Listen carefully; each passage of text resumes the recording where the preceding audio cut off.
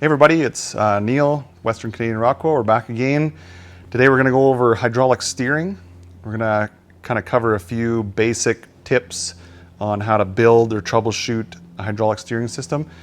There is a lot of videos about hydraulic steering on the internet right now, so what we're going to do is we're going to make it more specifically geared towards the big guys, the guys running 50-inch or taller tires, heavy trucks, Rockwells, 5 tons, that kind of stuff. There doesn't seem to be a lot of videos that deal with that sort of thing, and there is some slight differences that you'll want to take into account if you are building a system or if you're troubleshooting problems with the system. So we'll go through that, and hopefully you like it. Thanks. So the first thing we're going to go over is hoses and fittings. Seems pretty simple. Seems like there shouldn't really be much to it, but it's actually very important when it comes to dealing with these hydraulic systems. Now keep in mind, the stuff I'm going to be talking about is for the big trucks. So trucks running, 3-inch diameter rams, large high flow pumps and stuff like that. So if you're running smaller kits on, 40-inch and under tires, none of what I'm saying here is going to harm you, but it's not as critical. For the big tire guys, this is actually pretty critical. So if you're running into issues, it's something you might want to look into. So to start off, basic fittings and stuff that you see in these systems is an ORB. It's an O-ring boss, basically uses an O-ring to seal it off. A JIC, it's just a flared fitting. So what it does is the male part seals against the female part. And then you have an MPT, which is just your normal pipe thread. The ORB and JIC, you don't require any sealant on them. The MPT, you will require some sort of sealant. And as a rule of thumb, in a hydraulic system, never use Teflon tape. Always use some sort of thread sealant, like a liquid sealant, because you don't want Teflon tape getting into little orifices and stuff like that. It can cause all sorts of issues. So don't ever use Teflon tape on hydraulic systems. Okay, we're going to start off with plumbing the reservoir into your pump. If you're running a remote reservoir, you'll have to run a large line into the feed of your pump. This is important because if you don't feed your pump with enough fluid, it's going to cavitate. I'm not going to get into all the details about cavitation. If you're interested, look it up. It's really bad for the pump. It'll tear them up, it'll ruin them, and they won't work properly. So to start off, I always recommend, for the big tire guys, always run a -12 or larger fitting into the feed for the pump. What this does is it always creates a nice flow of oil. You'll never starve this pump. And when you're mounting your reservoir, always make sure that it's higher than the pump in the system, and make sure that it's got a nice clean straight line into the pump as well. You don't want a bunch of kinks or bends in the hose. You don't want it to run a long distance either. So the nicer, cleaner line that you have running to your pump, the better it's going to be. And make sure you always use a quality hose as well. Make sure you got something that isn't going to collapse, or if it's got a little bend, it'll kink. Make sure you always spend a little extra money on that as well. Okay, now we're going to get into the pressure side of the hydraulic system. So this will be the discharge from the pump into the orbital, and then from the orbital into the ram. There'll be other things sometimes in a system like a Hydro Boost or a rear steer kit or whatever, right? But we're going to work on specifically the pressure side. And again, as I keep reiterating, we're going to do this specifically for the big tire guys. And in this application, it's always best to spend a little bit extra and go with the larger hose and fittings. And we always recommend -8. I know a lot of kits come with a -6, even Orbitals and stuff will come with a -6 fitting. Take those, set them aside, go and buy yourself some -8. What that'll do is it'll cut down on the restrictions inside the system, which also helps cut down on the heat. Okay, now that we've gone to the pressure side of the system, we're going to go into the return side of the system. So this is what comes back from your orbital into your reservoir. And typically what we'll run there is a cooler. And this will help cut down on any excess heat in the system. You can also run a filter in the return system as well. In the return side, we always like to put the cooler there because there's next to no pressure, or there shouldn't be anyways.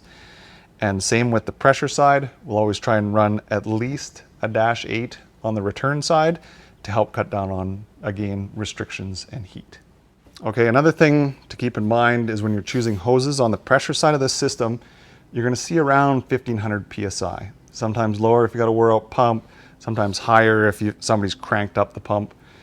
So you're going to want to make sure you have something suitable to handle that pressure. We usually use, a 3,000 to 4,000 psi 2-wire hose. Works good. It also is kind of handy for off-road. If a stick or something hits it, it's a little bit, stronger hose. So we usually go that route. On the feed system from the reservoir to the pump, there's literally no pressure. So you can run something, as mentioned before, make sure it's good so it doesn't collapse or kink. And then on the return system, through the cooler, and say, for example, if you have a filter from the Orbital, it's also low pressure as well. So you can run a lighter hose like this, as long as you make sure that it's compatible with hydraulic oil. Okay, I should mention briefly that there are a few different styles of Orbitals on the market. This one here is just a basic Orbital. You turn left, it'll push the ram left, turn right, push the ram right. There are load reacting, which means that it'll give you a little bit of a feel, like a little bit of feedback through the steering wheel. And then there are self-centering, so it's like a normal vehicle. If you let off the steering wheel, it'll center the ram. Kind of important for high-speed stuff. Usually a little bit more money as well. Okay, and another version of an Orbital that I'd like to mention that's caused a lot of people a lot of grief is, first I'll start by showing you this here, is each fitting is marked by an R and an L. So these two are obviously right and left. And then you have T and P, which is pump or pressure. So this is your pressure in, and this is to your tank, so it's a return line. And this is what's called an open center orbital. So as soon as you let off the steering wheel and you're not turning, what it'll do is it'll take pressure from the pump and dump it directly back to the tank. So basically just opens that valve and the pump just circulates with zero pressure or next to no pressure. Now the problem that comes with this is that if you order from a reputable shop or anybody that deals with this stuff regularly, they can get you a proper Orbital that will be an open center, and that's exactly what you want to run for any of these systems. But in some industrial uses, there's what's called a closed center orbital, and that means that as soon as you stop turning the steering wheel, it closes the port from the pressure to the return, and what that does is as soon as it closes that port, it deadheads your pump. So the pressure in your pump can't go anywhere.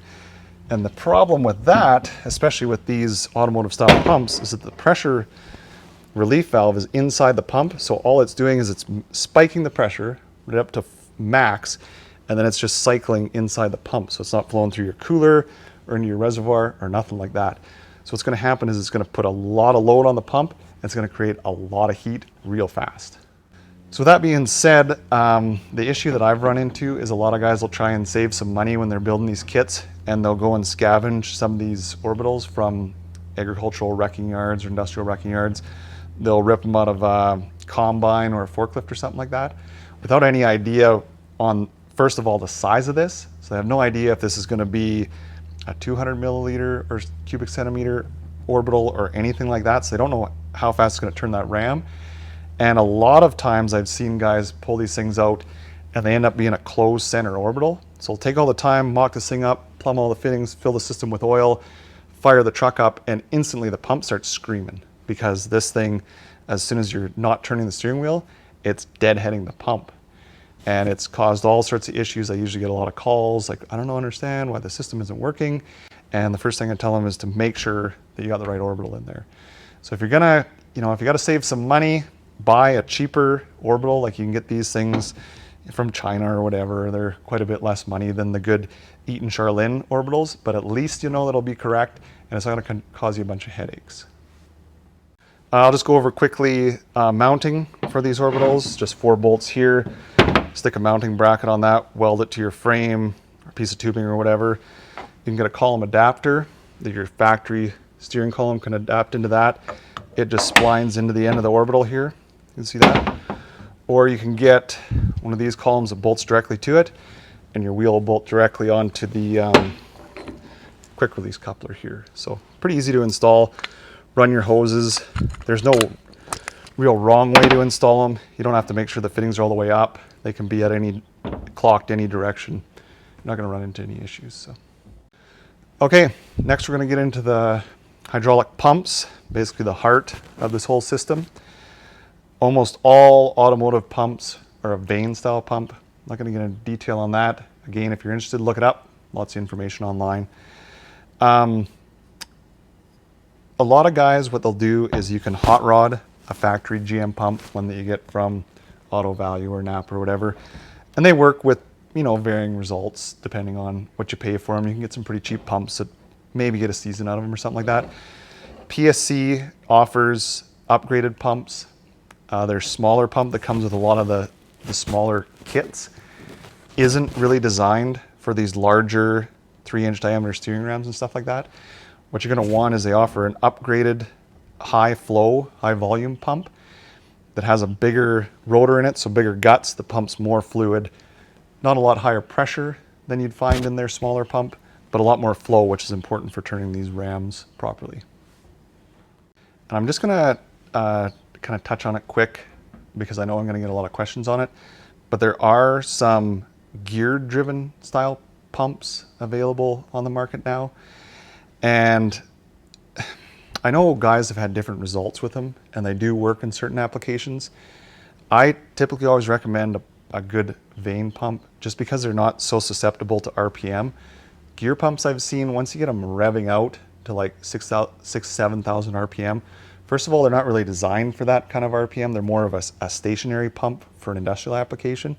So lifespan will be kind of limited. It's fine if you're doing quick runs like monster trucks and stuff do, where you don't really care about the lifespan of it because it only runs a few seconds at a time. But it can also, the other issue with them too is that at those higher RPMs, the gear pumps create a lot of additional flow, and I've seen guys have issue getting rid of that flow. So most systems you'll see, you know, 1 to 2 GPM from factory. The gear style pumps can push up to like 15, 20, even 30 gallons per minute at high RPMs. The main issue with that much fluid is it's kind of a waste. No system is ever going to require 30 gallons per minute or even, you know, more than 10 gallons per minute, even if you're running, you know, rear steer. So it's kind of one of those things. I'm not going to get too much into it. If you want to try it, go ahead. Just be prepared to maybe do some troubleshooting, especially if you're running systems like Hydro Boosts or rear steers. You could run into issues pushing that much fluid through those kind of systems. So just kind of keep that in mind if you decide to dabble in the gear pump market. Okay, now we're just going to talk briefly about steering cylinders. Again, there's a lot of videos out there explaining the difference between a single-ended, a double-ended ram, all the different sizes and everything like that. So basically what I'm going to say is for the larger rigs, if you're running a 44 or bigger tire, you should at least be at a 2.5-inch ram. If you're running like a 50 or 54-inch or larger tire, you should be at least a 3-inch diameter ram. What that does is just gives you extra surface area in the ram, which creates an extra power to move that big tire, you know, and that heavy truck, stuff like that. If you're running a smaller, say a tube buggy with a 54-inch tire, you could probably get away with a 2.5-inch ram. So it's all sort of application based. I even know a lot of small rock buggies that'll run a 3-inch diameter ram just because they want the power for turning in the rocks. So it depends on your application. But as a rule of thumb, like I said, 44 and above, you should have a 2.5-inch. Above 50, go with a 3-inch. As for stroke, it all depends on the axles. 2.5 tons are different than 5 tons. 5 tons are different than Meritors, and Meritors are different than Axle Techs. If you want to make sure that you're sized properly and you got the proper stroke, give us a call. We'll discuss it with you. We'll get things sorted out. And a lot of these rams, we can limit them out. We'll put an internal spacer in here, so you're exactly where you want to be, and you're not overstressing the steering on the axle, which can cause U-joint failures and failures with the steering components in the axle. Okay, I know we talked a little bit about reservoir plumbing, but I'm going to talk about the reservoir specifically. PSC makes these little cans. They're a beautiful little unit. They have your ports already machined in them. Nice billet cap, easy to mount, great to use. They will work with every one of PSC's components. The only issue I've ever really had with them is if you run a single-ended ram, which is called in an unbalanced hydraulic system. Look it up too, there's lots of videos on that too, but it basically means that when the ram extends or contracts, it increases or decreases the fluid in your reservoir.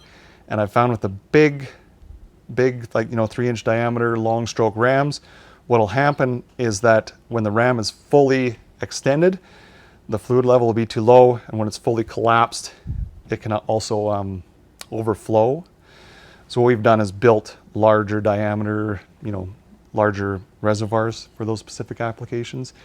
The other thing too, that I always like to try and push guys into a larger reservoir, especially with these, big kits that are getting used hard, is the more fluid volume you have, the more, natural cooling there is in the reservoir. So I know for some big mega trucks, we've built fluid reservoirs that fit in place of the batteries. We remote mounted the batteries and then built a fluid cooler or a reservoir that sits right in the battery tray.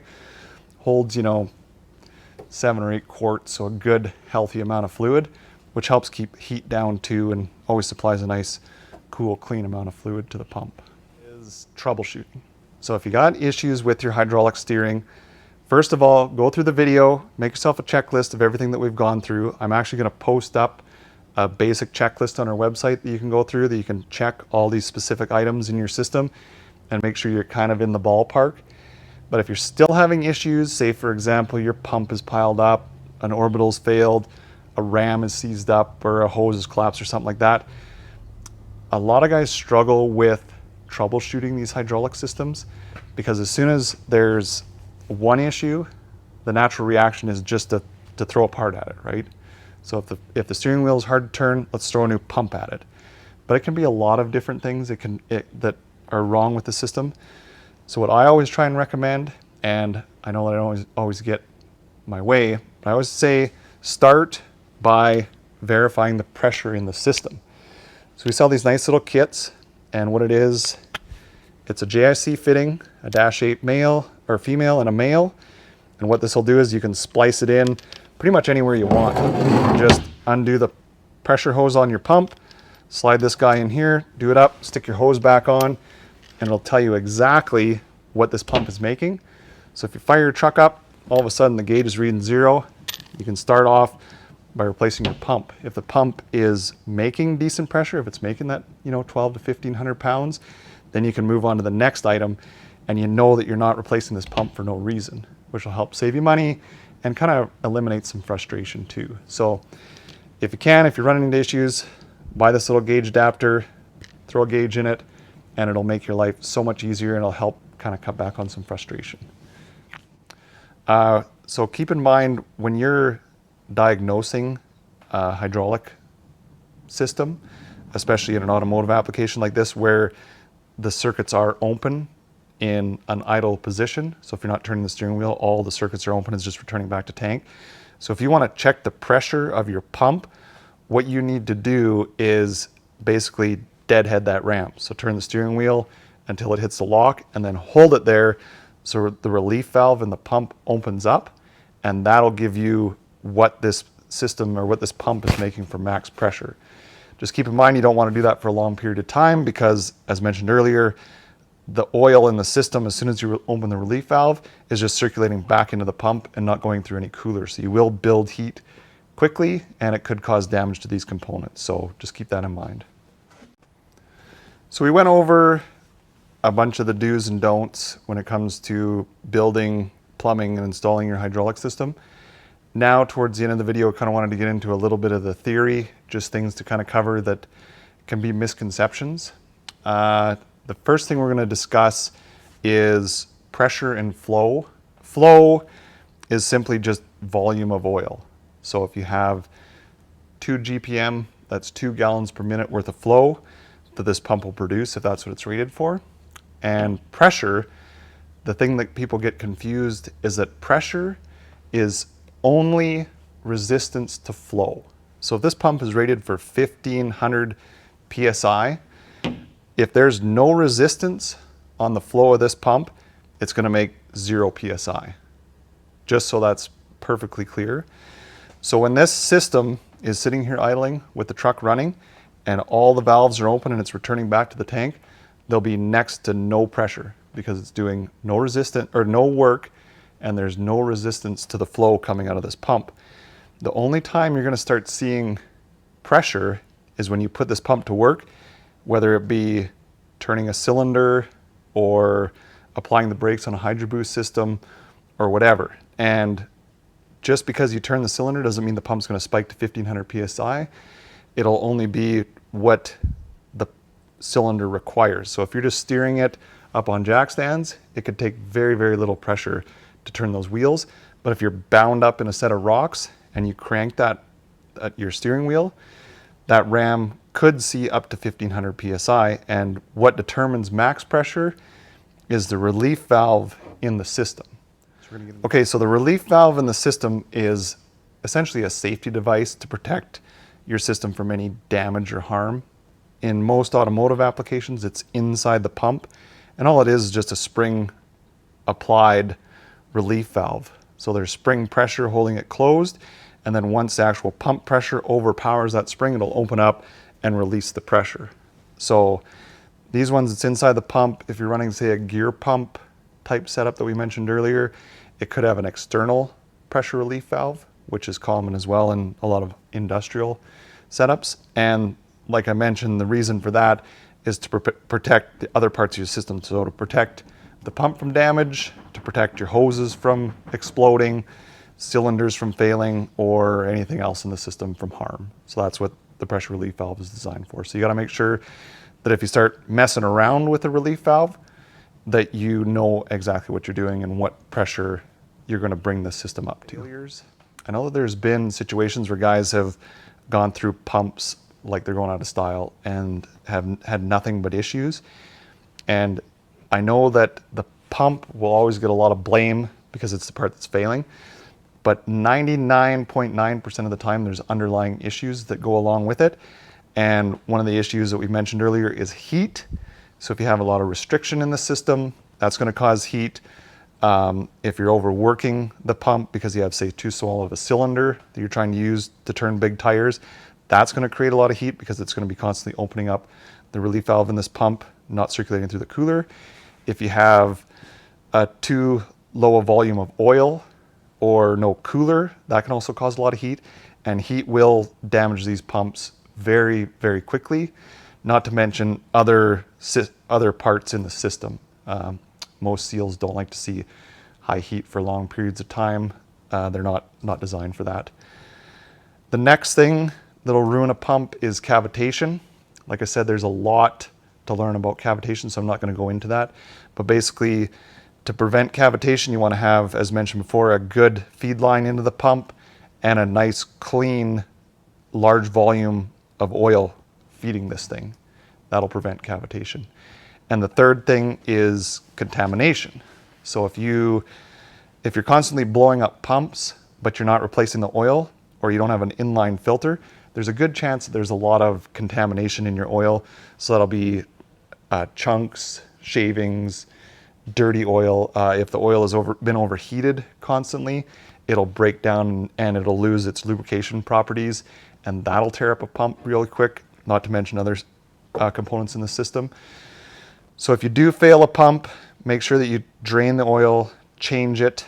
There is videos online on how to circulate oil through the system to change it properly. Basically, all you do is you unhook the return line to your reservoir, plug the reservoir, run the return line into a pail, and then keep topping up the reservoir as the clean oil circulates through the system. So you want to make sure that everything is clean if you put a new item into the system. So a new pump, new orbital, new ram. Make sure that all that stuff gets a good fresh start with some fresh oil. Okay, the last thing we're going to discuss is oils. And I'm not going to stick my neck out too far on this one because there's a lot of controversy and warranties and stuff come into play here.